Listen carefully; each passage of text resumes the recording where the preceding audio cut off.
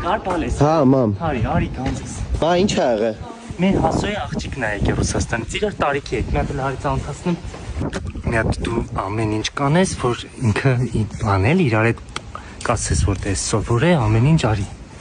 Մամ, դու էլ արի ներս։ Եկա, բարի։ Էս ինչ ա։ Էս հետո կասեմ, քելել։ Մամ, էս ինչի համար ա։ Էս հասոն պրոստի իր հայատասիուն զարդարել է, ոչ ուշադրություն մի դարձրու։ Բայց հարսին հանելու համար դեկորացիա է։ Շփակ, ոնց նա։ Մամ, ես այդ աղջկա հետ ընդհանուր ոչ մի կապ չունեմ։ Դու չգիտես է, դու կընդհանուր լիքը բան ունեք, ինքը աղջիկա դու տղա։